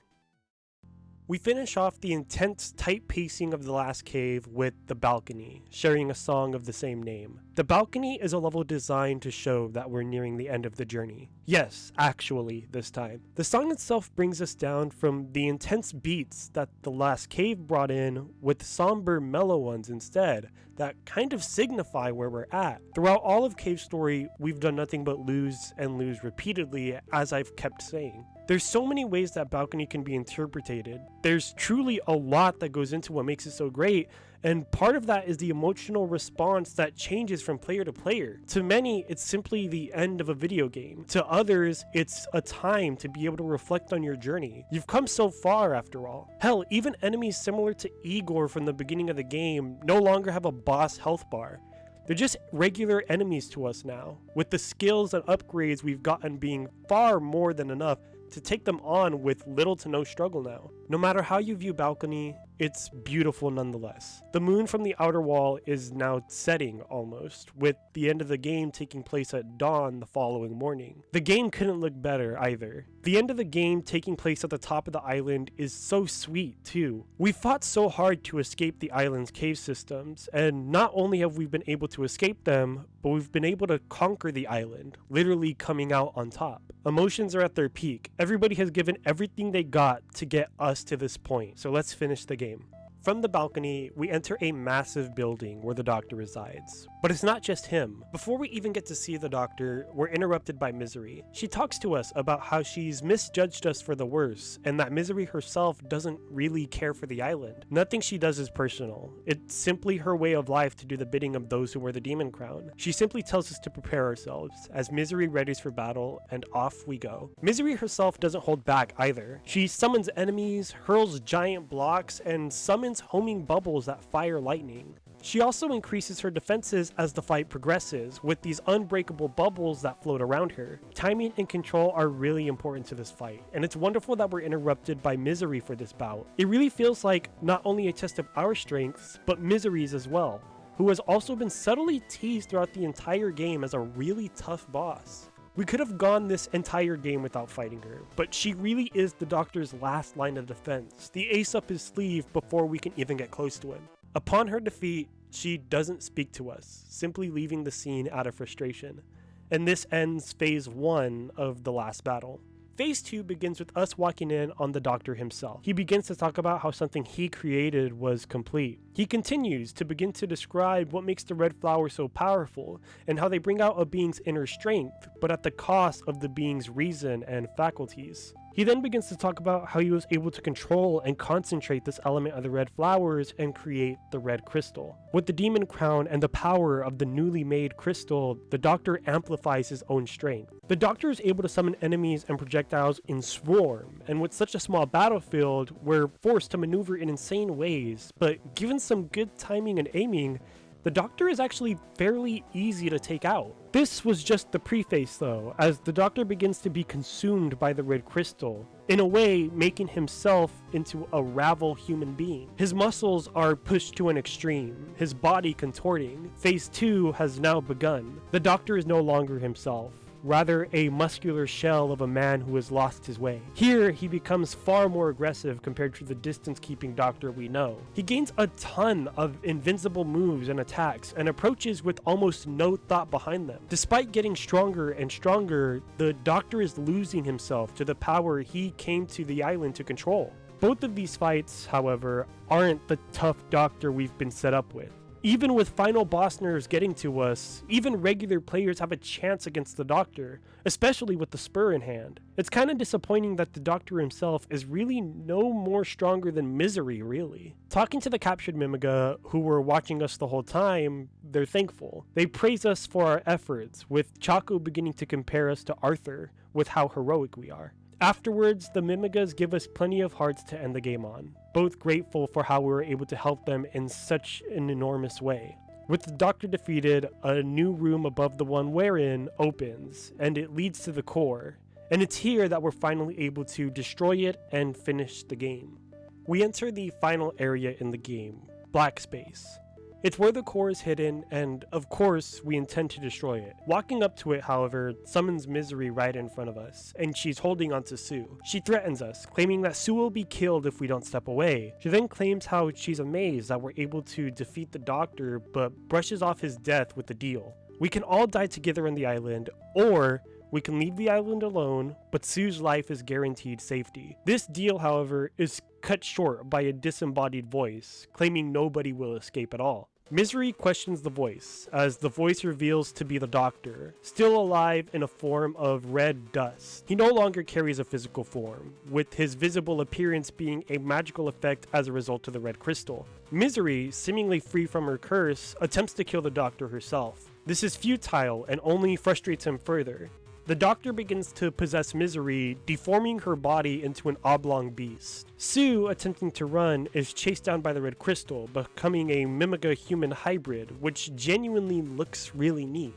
The Doctor gives all of his power into possessing the core, causing him, Sue, and Misery to become the true final bosses of the game, the Undead Core. This fight is played out with an original boss theme titled Last Battle, and it is intense. The song, while really amazing, is a truly proper final boss theme, and what a way to go out. Misery and Sue are possessed and insanely powerful, with both having lots of health themselves. A small tip, you can actually take out possessed Sue and possess Misery, which is kinda neat. This, however, will cause one of the others to gain another ability, which is really up to the player to decide if it's worth fighting 3 separate bosses or 2 insanely powerful ones. A genuine fun choice for such an unexpected battle. Who would have guessed that not only Sue would be a final boss, but she'd be fighting alongside Misery and the Doctor? I mean, yeah, she's possessed, but I genuinely don't have any words outside of this fight just being truly incredibly badass. Possessed Misery plays from a distance, summoning an intense amount of enemies at a time,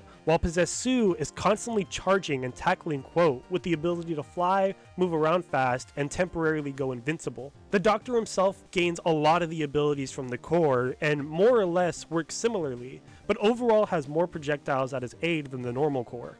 The boss fight is genuinely really tough, and the fourth and final phase of the final boss. And the hardest part about this isn't even the boss itself. It's the fact that if you die here, it's all the way back to phase 1 against Misery, which is such a harsh yet really fun punishment. At no point does the final boss feel unfair or just like complete chaos for the sake of chaos. It's a symphony of madness that the player can genuinely feel rewarded by making more and more progress within. And again, the music goes intense. It gives an amazing feeling and rush, especially when you're first playing the boss. It fills you with anxiety, but also determination and excitement. This is where you can finally put a nail in the coffin, and this is what the game has been leading up to, and it all lies on Quote, the same way it has since the beginning. This is for King, for Toroko, for Booster, and for Curly. Everybody is counting on you, and this feels like it's taken to a maximum with the music. It's really amazing to have tracks like Last Battle, Moonsong, and Geothermal, because when you finally hear the songs this impactful, this emotional, you begin to realize that Pixel himself was holding back and is truly able to make music that impacts your emotions in the game, and it's only when he really wants to. This also helps more to appreciating smaller, humbler tracks like Quiet, Mimiga Village, and yeah, even the cave story theme. There's so much more I have to say about the music, but I'll save it for after the game analysis. Moving back to the game itself, there's also so many details I can go on about, but I think the smaller things you notice and experience for yourself, learning this fight in and out just makes it so satisfying when you finally defeat the Doctor. And yes, by the time you're done with this boss, you will completely learn the fight as well as the patterns. But eventually, this all comes to a wonderful, magnificent close, with the Doctor being defeated and Misery and Sue becoming unpossessed. We cut to a scene of Ito and Momorin, who have been starting up their old helicopter to escape the island with. With the core destroyed, however, the island does begin to fall apart, descending to Earth. Momorin and Ito have no choice but to leave by themselves, hoping everybody else is safe. Cut back to a cutscene where Quote and Sue are both waking up from being knocked down. Sue, back to a normal Mimiga, gets us back up, and we're forced to run before the island collapses onto us. We make our way out of the building, and outside is worse, with giant pieces of the building assumingly falling from the heavens above onto us. Quote and Sue make it to a cliffside, and in a final act of desperation, they jump off into the skies.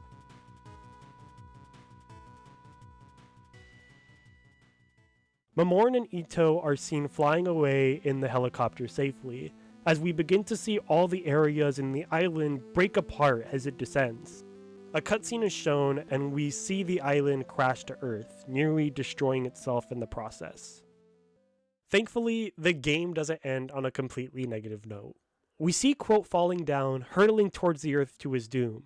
It's then revealed that Kazuma was actually ready to save both us and Sue using the dragon he was saving for his escape. Kazuma congratulates us on defeating the Doctor and how we'll never see him again. Peace remains upon the surface, and the three finally get to go home. And that is Cave Story. It ends on a high note as well. Everybody is safe, or at least everyone we could save. The Doctor is finally defeated, officially ending the reign of the Demon Crown. Not only did we avenge King and Toroko, but we finally got to share the rest of our lives with Kazuma, Sue, Momorin, and Ito. Everything came full circle. Everything was wrapped up nicely, and we have nobody else to thank but our heroes, Quote and Curly Brain. So, yeah. If it wasn't obvious, I'm kinda lying to you all. Not about the ending though. The ending I was just describing is known as the normal ending of the game, and technically is the canon ending, but is this really the best the game can end on? Well, yes, but obviously, of course not. With very specific steps that were subtly shown throughout this playthrough, we've been setting up the dominoes to get a very specific ending of the game. This was not that ending. Please allow me to be your guide that will take you directly to a magical place unlike any other. We are going to hell.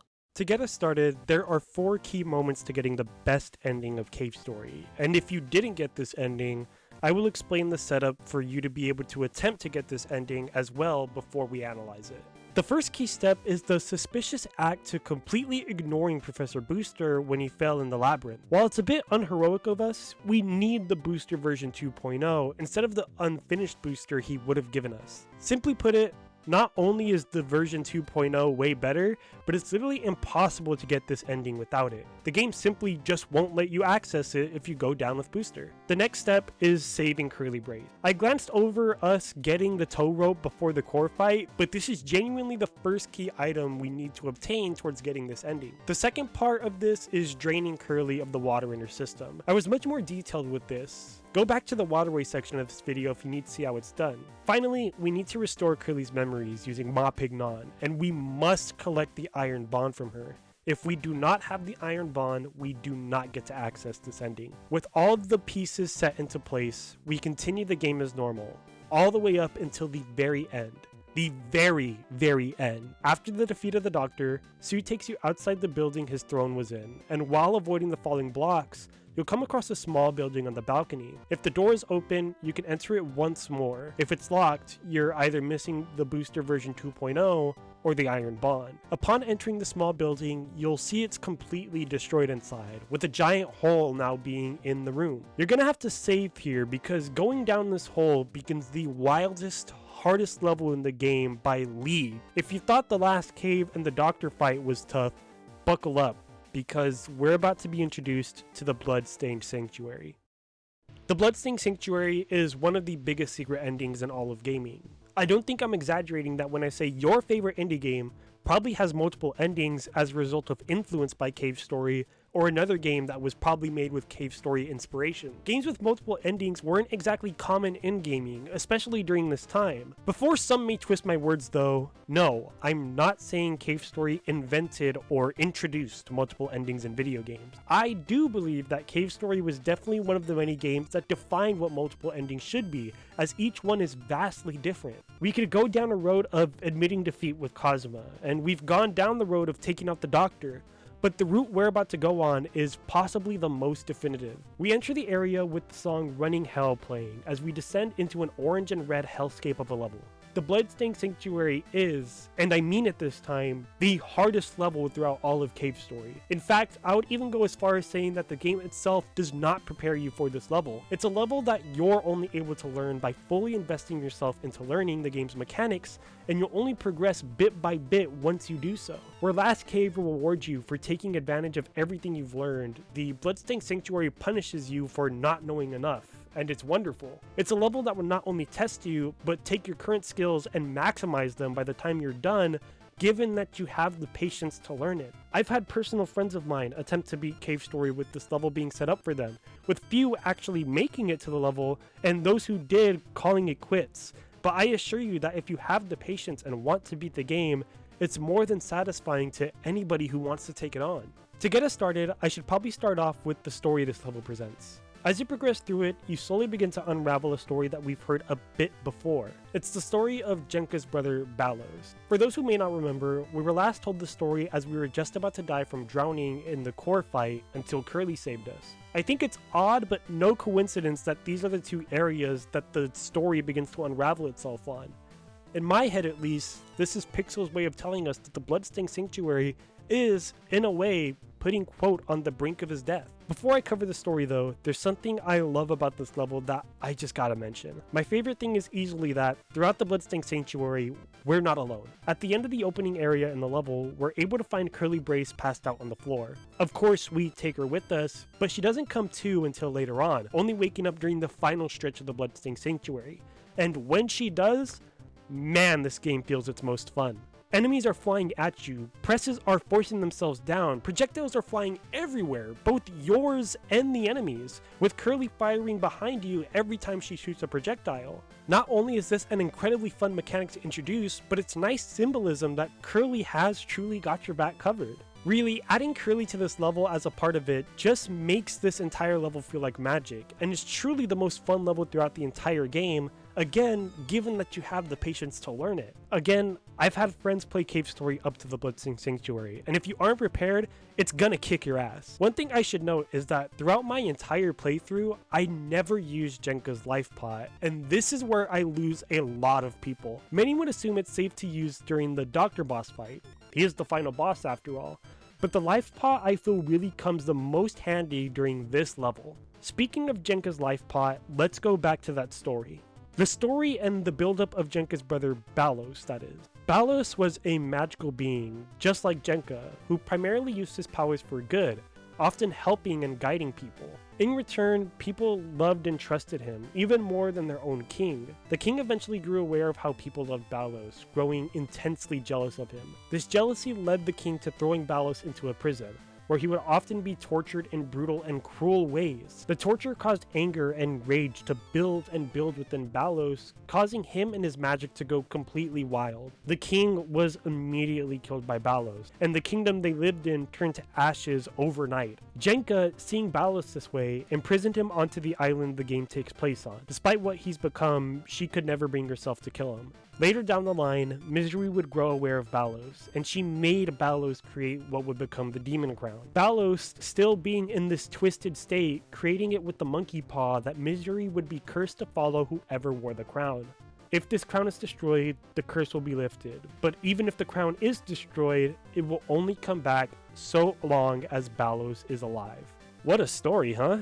Finally, some backstory to Misery, Jenka, and we get to finish the story we were once teased with, and also getting a teaser of what's to come. Earlier in the game, Curly tells us about how the crown was a primary target of many of the other robots. She followed up with how we were different.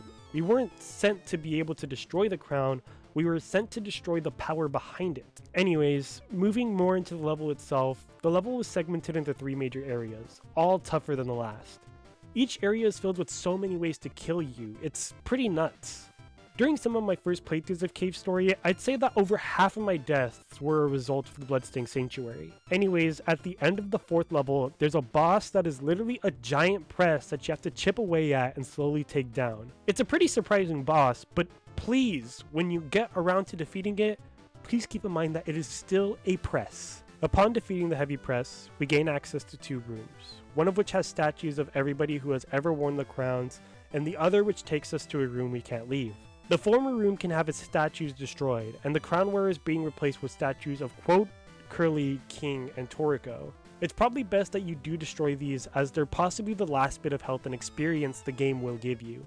Peacefully, at least. The room we can't leave will take us to a hallway, and we meet the spirit of a puppy. The puppy tells us to please kill its master, with it being the only way Misery can be freed from her curse. It's also the only way we can prevent any more occurrences of a new crown wearer coming to the island attempting to weaponize the Mimiga. His master is someone who cannot die, someone with powers beyond anybody's control, including their own.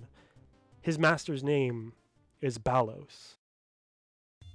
We enter a room, a giant room that's more empty than any room in the entire game. We come face to face with none other than Balos himself. He begins to tell us his backstory again, this time from his perspective, telling us that he's hated what he's become. The day of his reign of terror was also the day he lost his wife and child, and he's been waiting years and years for the day that someone would come relieve him of his pain. He then warns us and begs us to kill him, or he will kill us. And this begins one of the most magical, beautiful, fun, and complete bullshit boss fights in the entire game. I truly mean it. As much as I just love this fight, the Balos boss fight really is the toughest in the whole game, with Balos himself having the most health compared to any boss in the entire game. Yes, even far more than the Doctor. In fact, not only does he have more health than the Doctor as the undead core, but Balos himself has more health than every form of the Doctor combined. Balos himself is also a multi-phase fight, but it's far less forgiving than the Doctor. As if it wasn't punishing enough, losing to Balos will send you all the way back to the beginning, of course. And no, I don't just mean to the beginning of the fight this time. You're going all the way back to the beginning of the Bloodstained Sanctuary. It's completely wild to me that Pixel made the decision, but again, I truly believe the entirety of the Bloodstained Sanctuary, with the Balos included, is one of the most fun challenges in video games, period. It rides a very, very thin line between challenging and just complete bullshit. The entire challenge has been shortened down to simply hell by the cave story community due to the hellish nature of the red and underground hellscape of a level being topped off with its own devilish boss, and I think that's an incredible name for it. It also gains this nickname because of a goofy little sign Pixel leaves at the beginning to warn players. Something I've always loved about the Balos fight is its decision to use gravity, Eyes of Flame, and Last Battle for each Balos phase. I feel like the combination of these three songs makes the entire Balos fight just so much more impactful and, no pun intended, makes it all magical. I could go on and on about how this boss fight makes me feel, but it's all entirely subjective, and I would urge everybody to go play the game instead and make your own opinions on it. Hell, I'll even gladly accept on a silver platter if you think Hell is a terrible bullshit challenge so long that you beat it. I hope you saved that life pod, by the way. This is exactly what I saved it for. Eventually, Balos is defeated by the hands of you and Curly, and a cutscene of the island plays, where it slowly begins to slow down and stop falling. Many questions have revolved around why this happens, with Pixel himself explaining that Balos' magic was bringing the island down, with the core being able to lift it up. The magical power of the road that was left there before is now what keeps the island afloat. This has led to a massive meme in the community to what the hell this road might be, but it's left to believe either a magic that existed before Balos and the core, or some sort of magical residue left behind the two forces. Either way, Quote and Curly are safe, but not for long, as the walls of the seal chamber begin to close in on them, with the souls of everyone damned by Balos finally screaming out. After coming close to death, we hear a familiar cry. It's Balrog, and he's here to save us after Misery reveals to him where we are. We grab onto Balrog at seemingly last second as he jumps into the ceiling, crashing straight through it. Quote and Curly have successfully made it out alive. We're then shown the final cutscene of the game. It's of Quote and Curly flying on Balrog's back. The two discuss why Balrog would save us, why Misery would send him. They hated us this entire game, but Balrog then goes on to explain their curse. With the crown and its power source destroyed, Balrog and Misery are free, finally able to do whatever they'd like. Not only are these two free, but so are Quote and Curly. With their mission complete, they're finally able to move on to a peace-filled life, a quiet life. Balrog hilariously tags along to live this new life with the robotic heroes, where they hopefully find a nice place with a good view, and the three lived happily ever after. Finally, the game ends, and yes, I mean it this time.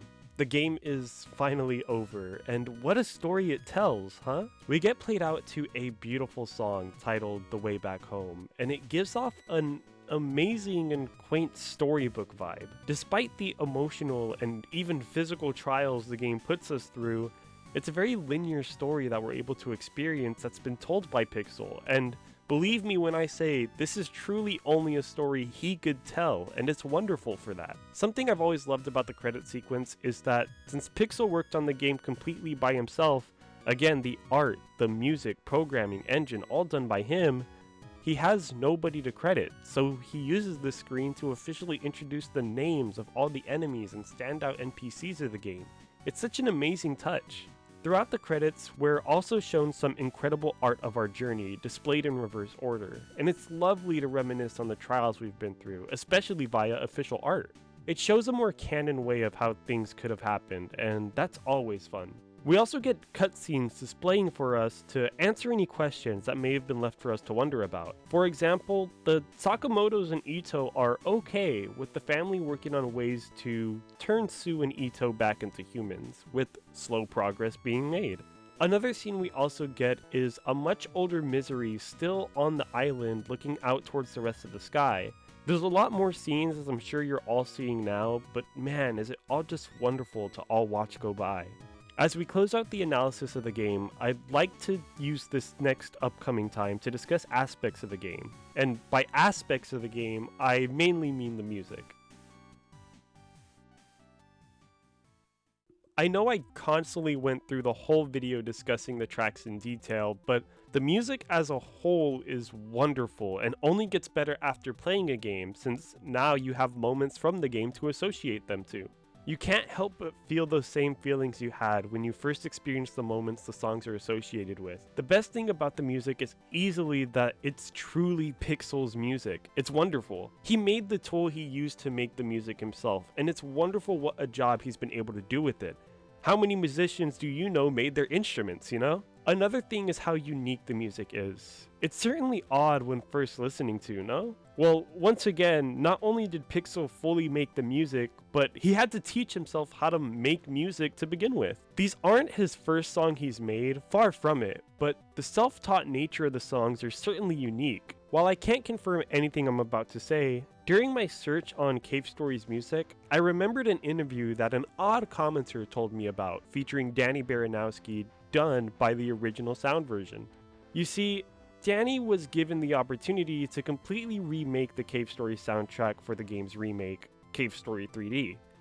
At some point in the interview with the original sound version, Danny was asked about saxophones, and he mentioned how Pixel was apparently a big fan of the instrument, and Pixel asked him to put in as many saxophones as possible, which is really funny and cool. Anyways, more importantly, Danny goes on to describe how Pixel is a self-taught artist and probably doesn't even know how to read music. Despite this, Pixel's music is still good. Danny describes Pixel as an alien who came to Earth and just completely reimagined music. Looking at the compositions makes no sense whatsoever, but it still sounds incredible. Adding something like a saxophone to the Cave Story OST was something Danny didn't agree with, but it's not like the music was gonna become strange or weird. It was already alien as it is. This begins to make so much more sense when you look at fan-made remakes of the soundtrack, because every version is so different. There's no general agreement amongst musicians on what instrument should go where when remaking the soundtracks, because the music is so odd. It's music that Pixel and only Pixel could have made. The cool thing is, Pixel is far more than just an inspiration to game devs. The cool thing is, Pixel has inspired more than just game devs. Pixel has also inspired many musicians to pick up his tools and make music in the same vein as him. There's a massive sub-community who like to make music in the Organia format, and it's all beautiful to look at, and you should definitely go look up some if you haven't. One of those songs includes the song you're hearing now, a song titled Desperation by an artist known as Infinity Beta, and it's wonderful. I think many would fully agree with Danny B that the music Pixel made and the format it's all in is otherworldly, and that's what makes the music so special. His unique take and his ability to craft original music in this incredibly odd way and it still be good is beautiful. And with that said, that kinda completes my thoughts on the game. Cave Story is a masterpiece. It's a genuine piece of gaming history that I'm happy to call my favorite game, and how it's probably influenced one of your favorite games as well is just magical. There's sadly something I feel like I need to mention, and it's that Cave Story has descended in popularity en masse. In my personal opinion, I feel like it should be played now more than ever. We live in a world where indie games are some of the best games you could buy and play, with many being defining pieces of art to the medium. I guess what I'm trying to say is to please play Cave Story. It's a truly wonderful game. It's not perfect by any means, but it's certainly insanely charming. As many of you know, Nicholas has been publishing official ports of the game titled Cave Story Plus, and we're the company behind the game's official remake, Cave Story 3D. The company has been attempting to make sure the game stays in the spotlight with modern ports, each one with more and more features than the last. They've gone as far as adding new things like new tracks and levels, including Wind Fortress, which is an infamous level from Cave Story's beta that also has the best song in the game in my opinion. And of course, all of this is done with Pixel's oversight. We don't get any new additions to Cave Story unless they get Pixel to add on to it. I'll say it again because I really urge everybody, and I mean everybody, to please play Cave Story. And if you do, I hope you're prepared to experience the wild, fun, sad, charming, and amazing story Pixel has to tell. And as a wise man once said, you gotta go, you gotta go down into the caves now. You gotta put the dock in his place, and I hope you saved Curly Brace, cause alone it's a case of the blues. So pack it all tight in your little inventory. Get ready for the glory of Cave Story.